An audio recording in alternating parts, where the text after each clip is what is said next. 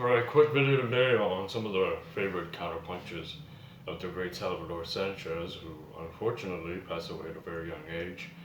So, we're going to look at 3 counter punches that he likes to do in most of his fights.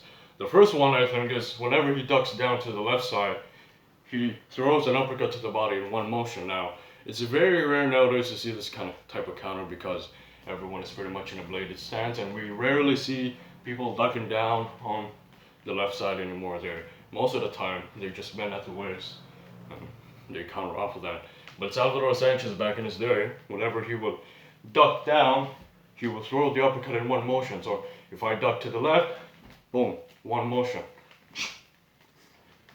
Now the problem why most people can't pull this off is because whenever they duck down to the left, they come back to this squared position after they duck down, so they're not able to produce that momentum necessary anymore. So what you want to do is you want to throw the right uppercut before you get into this straight, or this position where your body is simply aligned, right? You want to go down to the left side, and before you even get to this position, you want to be able to throw the uppercut already. So I'm here, okay, I duck down, I duck down.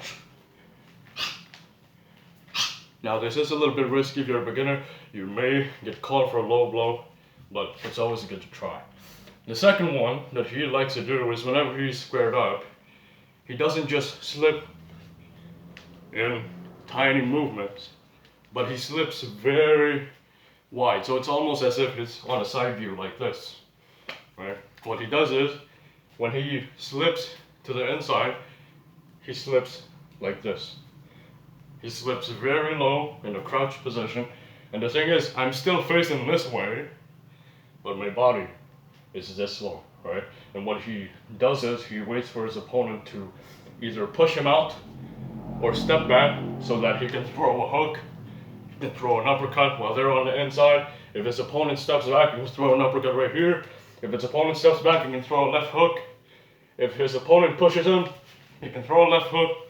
But all he does here is wait, because this is a very safe position. What he does is he leans over the right shoulder of his opponent. So imagine this is the left shoulder of your opponent. He leans very low, like a crouch, and then he leans over to the right shoulder of his opponent. And then off of that, whenever his opponent steps back or throws a punch, he's ready to throw his strong and powerful left hands from this position. Whether that might be a left hook to the body, sometimes he doubles it up, triples it up, left hook to the head, triples it up, left hook to the body, left hook or left uppercut to the head. He mixes it up all the time. The number 3 counter that he likes to use, finally the last counter that he likes to use, is just a simple lead right hand.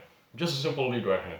So whatever punch it may be, we always say sometimes, no matter how powerful the left hook is, if the right hand lands first, your opponent is going to get knocked out. So he does it very simple.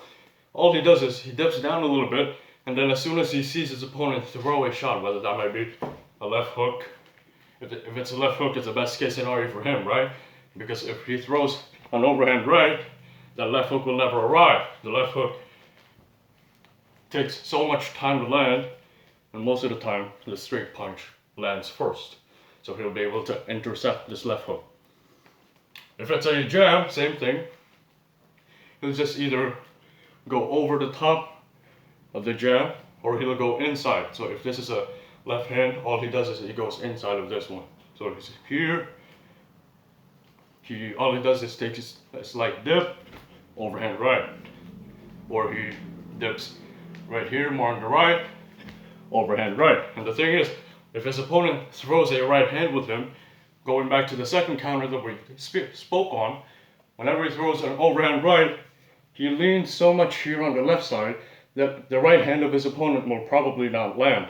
Whereas most people, whenever they throw an overhand right, they don't want to overcommit, so they stay on the center, or they don't lean over here. Whereas Sanchez, whenever he throws an overhand right, he leans so much here on the left side that if his opponent also throws a right hand, it won't be able to land because it's super low.